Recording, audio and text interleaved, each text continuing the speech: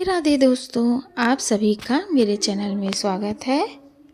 और आज बात करेंगे पशुपतिनाथ व्रत की। भगवान भोले शंकर को यह व्रत समर्पित होता है जब आप बहुत सारी परेशानियों से घिरे हों और आप उन परेशानियों का आपको कोई रास्ता नहीं निकल रहा है, कोई निवारण नहीं हो रहा है और आपको कुछ भी समझ में नहीं आ रहा है, आप अपनी परेशानी किसी को बता भी नहीं पा रहे हैं, तब यह व्रत अपनी मनोकामना पूर्ण अवश्य करेगा।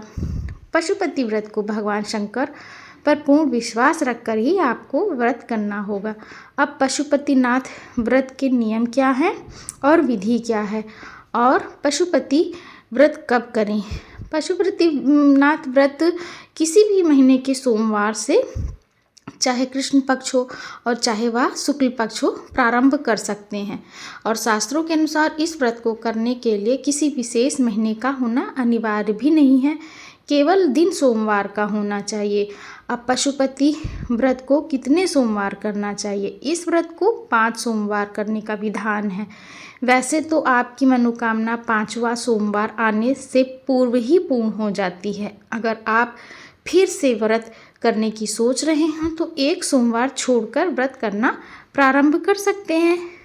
अब जान लेते हैं पशुपति व्रत करने की विधि क्या है। तो आप पशुपति व्रत जिस सोमवार से करना प्रारंभ कर रहे हैं उस सोमवार को स्नान करके स्वच्छ वस्त्र धारण कर लीजिए। 5 व्रत सोमवार ही करना है। उस सोमवार को अपने आसपास के शिवालय में जरूर जाना चाहिए। अपनी पूजा की थाली में क्या होना चाहिए? धूप, दीप, चंदन और लाल चंदन, बेलपत्र, फूल, फल, जल ले जाएं और शिव भगवान का अभिषेक करें। इस थाली को घर आकर ऐसे ही रख दीजिए। जब आप शाम के समय मतलब कि प्रदोष काल में स्वच्छ होकर मंदिर जाएं तो इस थाली में मीठा प्रसाद एवं 6 दिए दीपक घी के लेके जाएं। मीठे भोग प्रसाद को बराबर 3 भाग में बांट ले। जब आप मीठा भोग बनाएंगे तो उनका 3 हिस्सा निकालना है और मीठा भोग बनता ही है, इसमें 2 भाग भगवान शिव को समर्पित करना है और बचा हुआ भाग अपनी थाली में रख लीजिए। इस प्रकार आप जो 6 दिए लाए हैं उनमें से 5 दिए भगवान शिव के सम्मुख प्रज्वलित करें और बिना जला बचा हुआ दिया अपनी थाली में रखकर वापस ले आए।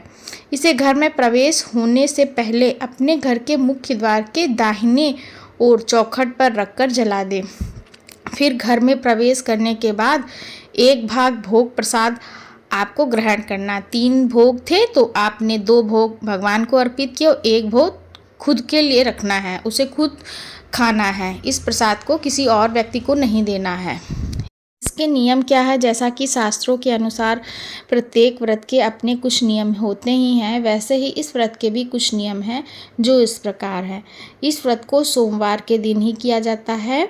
इस व्रत में सुबह और शाम मतलब प्रदोष काल में मंदिर जाना अनिवार्य होता है। किसी कारण आप व्रत में असमर्थ हैं, सोमवार में व्रत नहीं कर पा रहे हैं तो उस सोमवार को छोड़ दीजिए, अगले सोमवार से ले सकते हैं। गिनती के तो 5 ही होंगे। आप जिस मंदिर शिवालय में सोमवार को गए हैं उसी मंदिर में 5 सोमवार जाएं। शाम के समय प्रदोष काल में पूजा का बहुत महत्व है। व्रत करने वाले को दिन में सोना नहीं चाहिए, भगवान शंकर का ध्यान करते रहना चाहिए। इस व्रत में आप फलाहार भी कर सकते हैं। यदि आप दोबारा व्रत करना चाहते हैं तो 1 सोमवार छोड़कर व्रत प्रारंभ कर सकते हैं और व्रत के दौरान श्रद्धानुसार दान भी करना चाहिए।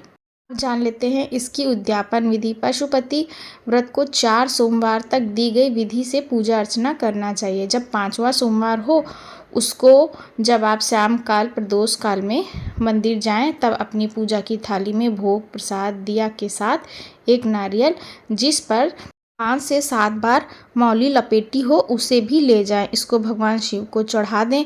हो सके तो 108 बेलपत्र या 108 पुष्पों से भोलेनाथ का श्रृंगार करें। अपनी श्रद्धा के अनुसार दान कर सकते हैं।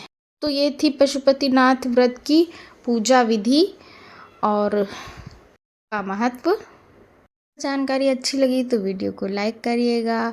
चैनल पे अगर नए हैं तो सब्सक्राइब कर लीजिएगा। मिलते हैं मेरी अगली जानकारी के साथ, तब तक के लिए राधे राधे। जय भोलेनाथ शंकर की।